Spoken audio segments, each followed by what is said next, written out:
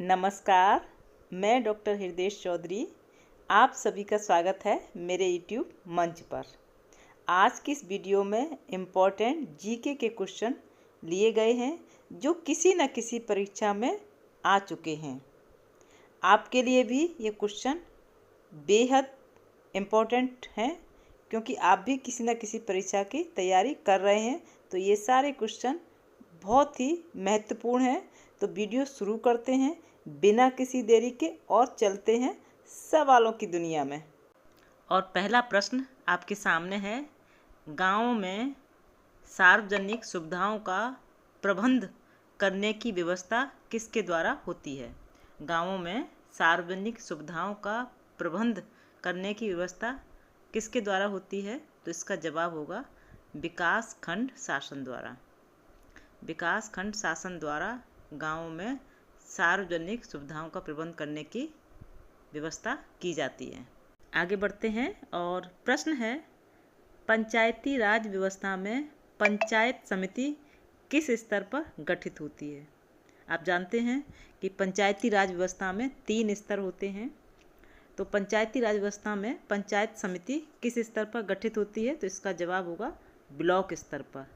Block स्तर पर पंचायती राज व्यवस्था में पंचायत समिति का गठन होता है। और ये प्रश्न बेहद इम्पोर्टेंट है। 2017 में ये प्रश्न पूछा जा चुका है परीक्षा में, तो आप इसको ध्यान में रखिएगा। मैंने कहा ना, इसमें सारे प्रश्न किसी न किसी वर्ष में पूछे जा चुके हैं, कई परीक्षाओं में आ चुके हैं। उन्हीं प्रश्नों को लेकर ये वीडियो बनाई है। तो बिना स्किप किए हुए पूरी वीडियो आप देखिएगा, आपके लिए सारे प्रश्न बेहद इम्पोर्टेंट हैं। प्रश्न है, 2 पहिया वाहन चलाते समय हेलमेट न पहनना किस धारा के अंतर्गत आता है? इम्पोर्टेंट प्रश्न है और इसे हर रोज़ इससे आप गुजरते हैं। जब वाहन चलाते हैं 2 पहिया और हेलमेट नहीं पहनते हैं तो कहीं ना कहीं आप पकड़ में आ जाते हैं। तो इसका जवाब होगा धारा 129। 2 पहिया वाहन चलाते समय हेलमेट न पहनना धारा 129 के अंतर्गत आता है। थोड़ा डिटेल जानते हैं। भारत में मोटर वाहन अधिनियम की धारा 129 के तहत 2 पहिया वाहन चलाते समय हेलमेट न पहनना एक गंभीर यातायात अपराध है। और इस कानून के मुताबिक अगर कोई व्यक्ति बिना हेलमेट के 2 पहिया वाहन चलाता है तो उस पर जुर्माना और सज़ा हो सकती है। प्रश्न है आपके सामने, 3 लाख से अधिक जनसंख्या वाले नगरों में किसका गठन किया जाता है? नगर पंचायत का, नगर पालिका का, नगर निगम का या फिर ब्लॉक का? तो हमारा इसका सही जवाब होगा नगर निगम का। 3 लाख से अधिक जनसंख्या वाले नगरों में नगर निगम का गठन किया जाता है। थोड़ा और जान लेते हैं डिटेल में। 3 लाख या उससे ज़्यादा आबादी वाले शहरों में नगर निगम का गठन किया जाता है। नगर निगम शहरी क्षेत्रों के लिए स्थानीय शासन का सबसे बड़ा स्तर होता है। आगे बढ़ते हैं और प्रश्न है, मानव का प्रथम पालतू पशु कौन सा है? गाय, भैंस, कुत्ता या फिर बकरी? तो इसका हमारा सही जवाब होगा कुत्ता। मानव का प्रथम पालतू पशु कुत्ता है। प्रश्न है, फायान किस देश से भारत भ्रमण के लिए आया था? फायान के बारे में आपने खूब पढ़ा होगा।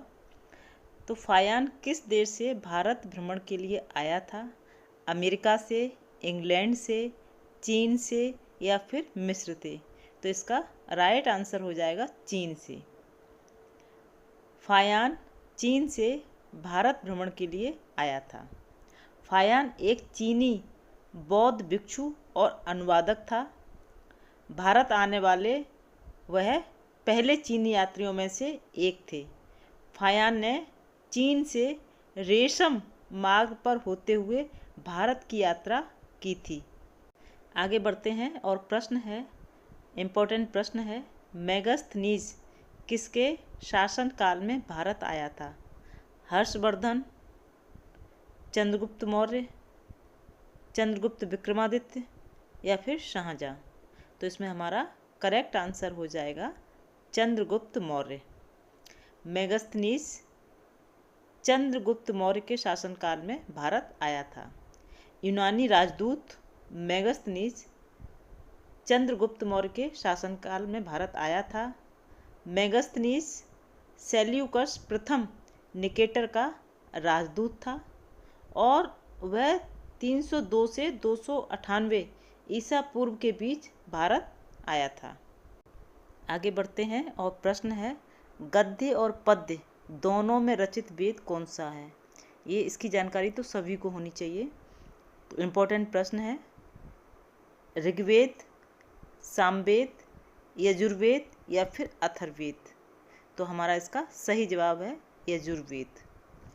गद्य और पद्य दोनों में रचित वेद यजुर्वेद है। थोड़ा सा डिटेल में बताएंगे जिससे आपको अच्छे से समझ में आए।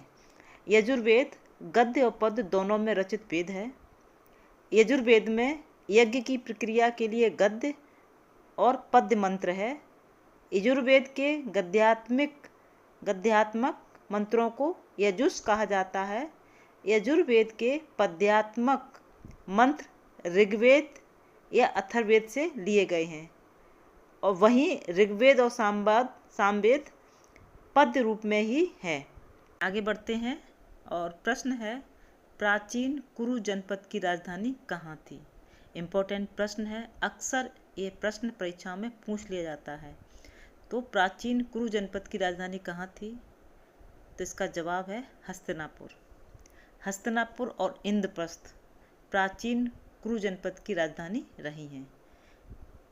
राज्य ने आधुनिक दिल्ली, मेरठ, गाजियाबाद क्षेत्र और हरियाणा को सम्मिलित किया है। इसकी सीमा पूर्व में यमुना नदी से लगती है। उम्मीद करते हैं वीडियो आपको पसंद आई होगी और बिना स्किप किए हुए आपने पूरी वीडियो देखी होगी। वीडियो पसंद आई है तो वीडियो को लाइक भी करें, शेयर भी करें अपने साथियों के साथ और चैनल से अगर नए जुड़े हैं तो चैनल को सब्सक्राइब करें जिससे कि आपके सारे नोटिफिकेशन आपके पास पहुंचते रहें। इसी के साथ खुश रहिए, स्वस्थ रहिए और पढ़ते रहिए। जय हिंद, जय भारत।